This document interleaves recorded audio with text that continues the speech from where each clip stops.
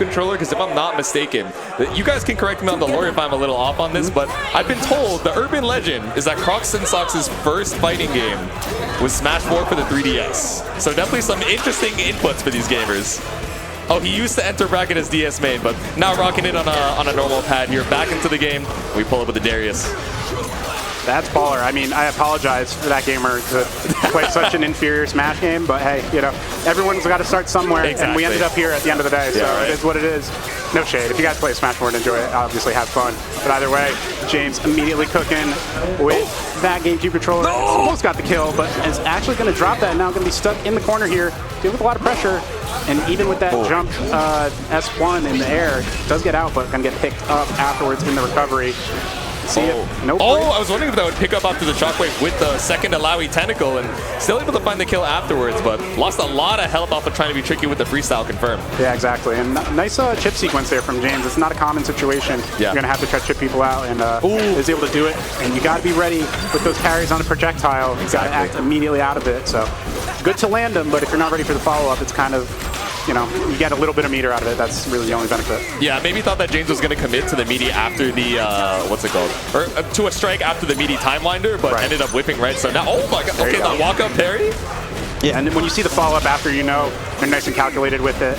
And obviously, like, if you, there's not going to be many multi-hit situations. Maybe if there's like a raw Ekko Mega Time Winder super, you could go for that. But the true sense for the parry masters, if they're doing multi-hits, is making sure they don't whiff an extra parry at the end. You got to know how many hits it is, so you have enough time to punish.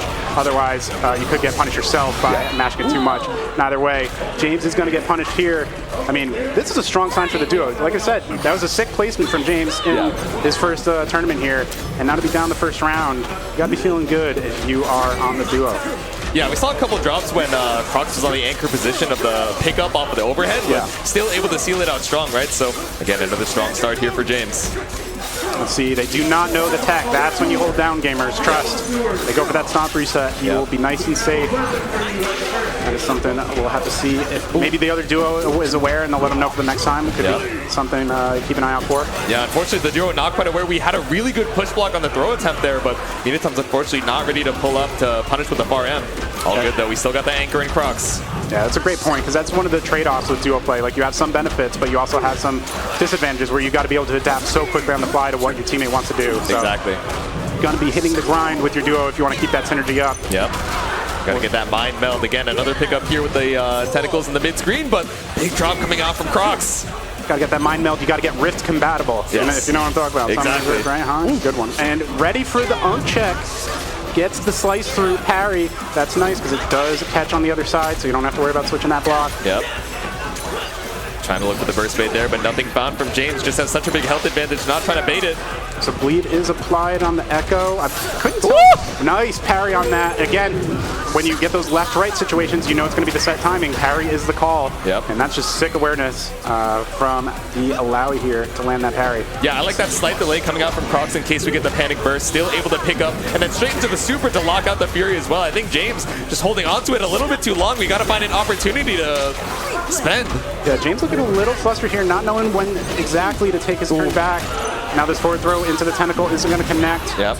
I mean, I could have just mashed Fury, I think, in that situation and prayed, but... I'm wondering if off of the tentacle you are able to mash Fury, because I know obviously once we go into the Super 1, right, it's unburstable, yeah, but I think there was an opportunity there, right? Yeah. I would have to check it myself.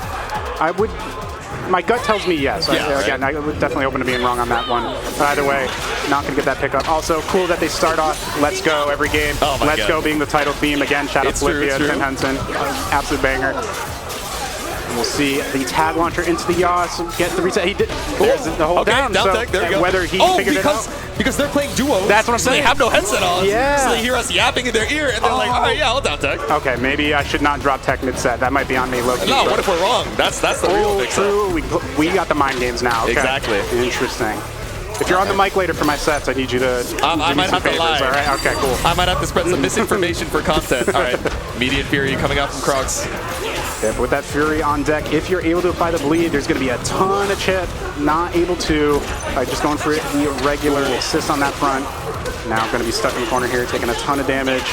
Is this Illaoi? Fury is going to mitigate it a bit, so should live by the end of this, but Oh, caught up on a time wander as well. Even if you ended up living, like, it's just such a rough situation for round number 2, because now you are fully empty on that break meter. I mean, oh, actually didn't end up tagging. Maybe forgot here. Yeah, or switch up in the game plan. Yeah, might have been just a little late on that tag input. Yeah. Double assist is just going to get beat up, and is able to get the punish on the Ekko, so it was a risky option there for James to try to get more damage on the assist character while not fully safe. Yep. And does save the break, which is, I'm not gonna lie, every time I'm getting opened up by Illaoi, I know she has the pickup, like I'm breaking out right away, because I'm not trying to get in the corner and deal with that. But again, these parries are really on deck, and you see them paying off big time. Yeah. Just getting reset back to neutral. Ooh. That Darius assist is going to lead into the wall bounce. Got a ton of damage coming through here. Oh, no break coming up from James. Not trying to save the health on the Ekko, just thinking, okay, I'm already up a round. I don't want to go into this potential round number 3 with a break disadvantage, but I don't know, just looking for another burst. Oh my god. Other side of Crocs, but nothing found. James matches out. All I can think about is Pringles right now. Shout out, guys. That's crazy. How does he end up on the other side? Oos. All right, air throw, S1. It's going to be a lot of damage. Just saving the Fury here for next... Not saving the Fury for next round. I don't know if I agree with this, man. I'm going to be so for real. This is a panic. I was going to say, that's an alpha maneuver if I've ever seen it, but maybe feeling his bridges a little too much on that one. Not gonna pay off. So no break here going into this final round of the second game. And that's rough for James because you're already down. This is set life for you. Exactly. And you got to wait this entire round to potentially build up the break back up. Meanwhile, the opponent has it up already. Going to save it for that Fury, of course, on the side of Crocs, but minatums trying to chew away at the HP as best as they can. Yeah, James was opting for that limit strike to try to get some of that Fury meter back. The Time Winder does connect. One of the rare situations he doesn't have enough time to run up and actually punish. Yep. But either way, gets the pickup afterwards. And the throw in the air. Nice awareness. Down medium is going to clean up that health bar. There we go. Backdash it out, send it with the time line. There's just barely in the timber spacing. You can't move. You extended the hurt box. What side did it block? That's I actually don't know. That was insane. I think a block left. I don't know. Who knows, man? Maybe this is what I think we were saying. Hikari switched to the same team, right? Yeah, it's Ekko freestyle. So exactly. That's definitely going to be one of those situations that they can take advantage. Damn, the mash out off of the back deck too. Fury on deck here. Oh, you can't drop those. It's going to be so much damage left on the table. But lead is coming through. We're talking about that Yasuo dash through open people up every time. I don't think we've seen anyone block Illai's overhead today.